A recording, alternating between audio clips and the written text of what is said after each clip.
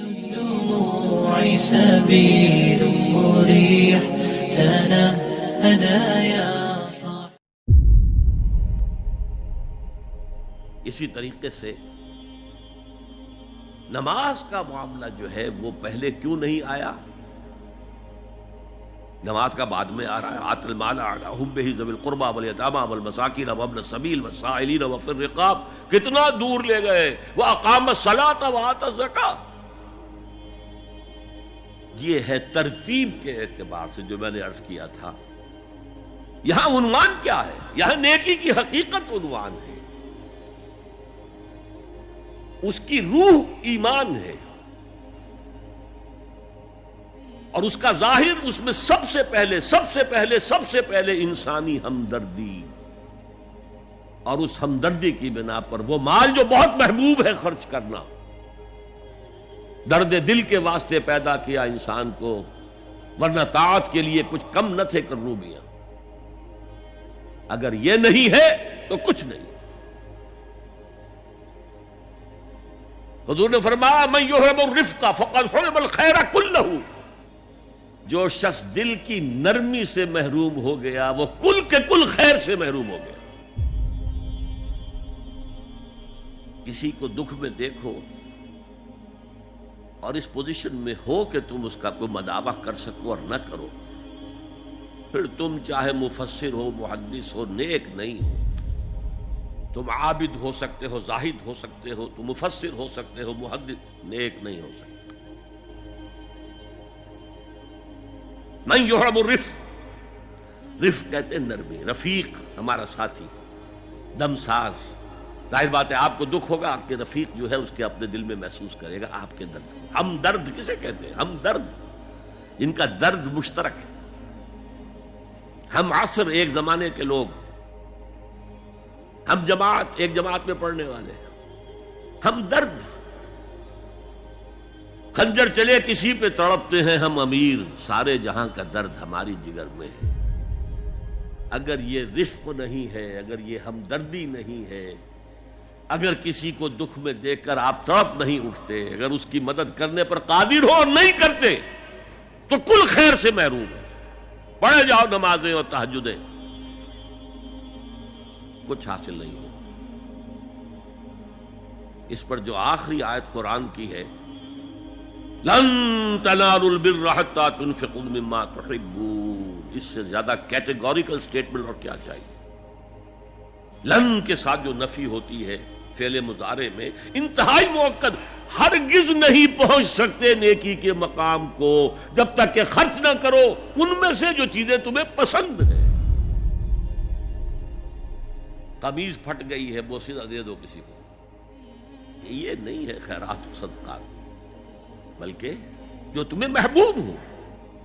لن تنالوا البر، بر کے مقام تک نہیں پہنچ سکتے. پھر میں کہہ رہا ہوں عابد ہو سکتے ہو، زاہد ہو سکتے ہو، علم کا معاملہ ہے، محدث ہو سکتے ہو، مفسر ہو سکتے ہو، فقیہ ہو سکتے ہو، مفتی ہو سکتے ہو، سب کچھ ہو سکتے ہو. قرآن مجید کی روح سے نیک نہیں کہلا سکتے.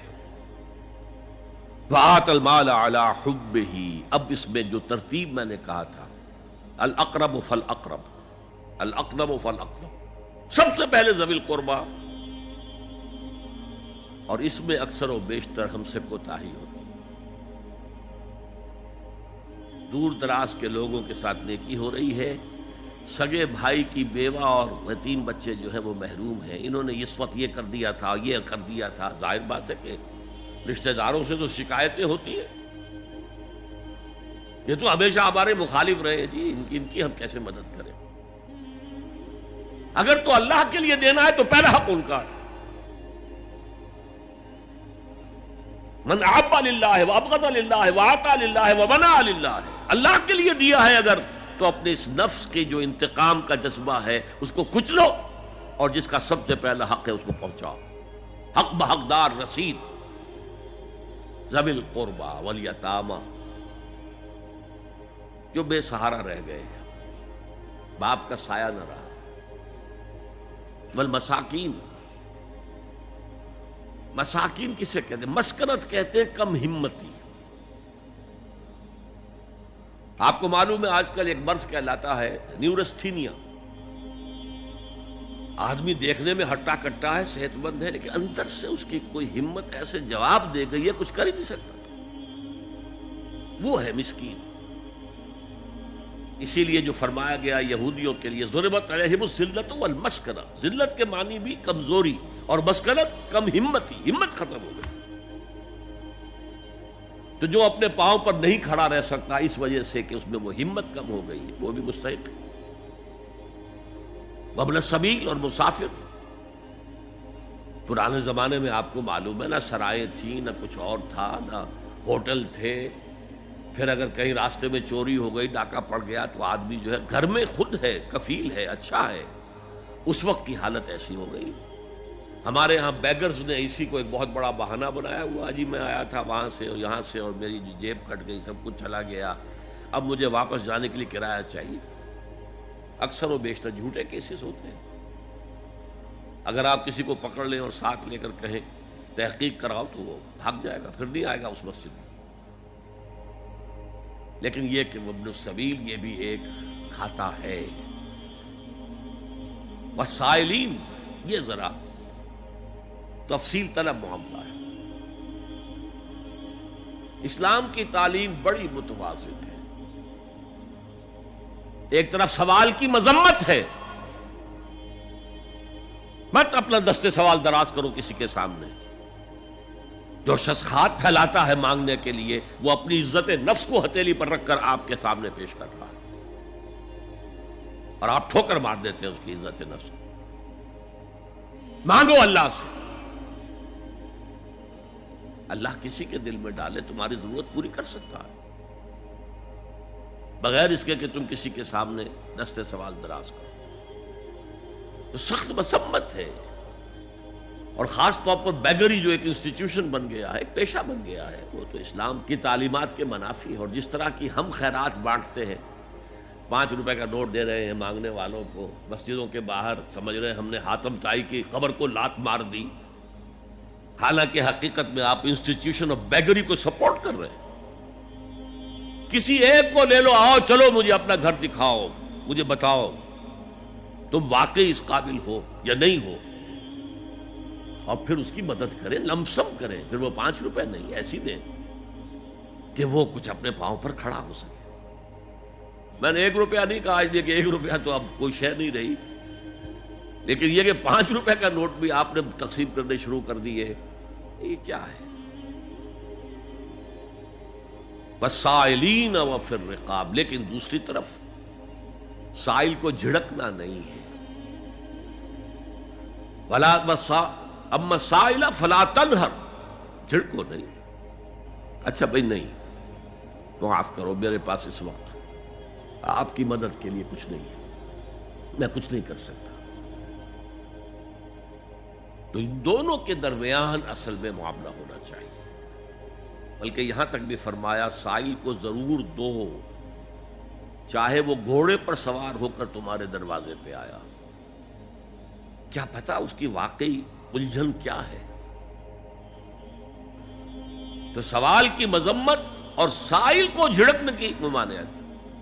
حتی الامکان خالی ہاتھ نہ لوٹاؤ. اس نے اپنی عزت نفس اپنی ہتھیلی پر رکھ کر تمہاری سامنے پیش کر دیا، اسے ٹھوکر نہ مارو.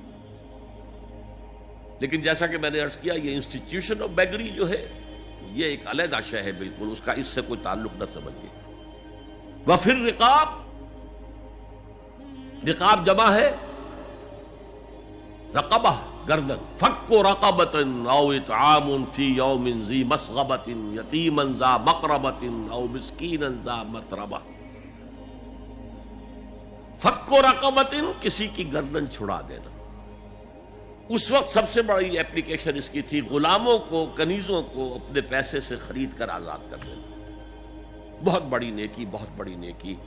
اور حضرت ابو بکر رضی اللہ تعالیٰ عنہ کے دفتر فضائل میں سب سے اونچا کام یہ ہے کہ جن غلاموں کو اور جن کنیزوں کو ستایا جا رہا تھا، دیئر اونرز، دیئر ماسٹرز، ان کے آقا کو حق حاصل تھا، جو چاہے کریں ان کے ساتھ، قتل کر دے، کوئی پوچھنے والا نہیں ہے. میں پہلے بھی عرض کر چکا ہوں. میری ملکیت ہے، جیسے میری بکری میری ملکیت ہے، میں نے اس کو ذبح کیا، گوشت کھا لیا، تم کون ہوتے ہو پوچھنے والے؟ میرا غلام تھا، میں نے قتل کر دیا، تم کون ہو پوچھنے والے؟ ان کو حضرت ابو بکر نے خرید کر آزاد کیا اور منہ مانگے دام دیے۔ حضرت بلال کے لیے امیہ ابن خلف نے اتنی بڑی رقم مانگی، حضرت ابو بکر نے کہا ٹھیک ہے لو۔ باپ نے کہا بھی ابو قحافہ نے، ابو بکر کو کوئی غلام خریدنا ہی تھا تو کوئی طاقتور آدمی جو کام آ سکے کہیں، اس کو خریدنا چاہیے۔ مجھے کیا پتا ابو بکر کس لیے خرید رہا اور کس کے لیے خرید رہا ہے۔ آج کے دور میں اس کی اپلیکیشن ہوگی، کوئی شخص جو ہے اگر قرض میں اس طرح جکڑا جائے کہ لاکھ ہاتھ پاؤں مارے نکل نہیں سکتا، اس کو کوئی لمپ سم مدد دے کر اس قابل کیا جائے کہ وہ پھر اپنے پاؤں پر کھڑا ہو جائے۔ یہ نہیں کہ اسے آپ ہر مہینے کچھ رقم دیتے رہے مینٹیننس کے لیے، نہیں۔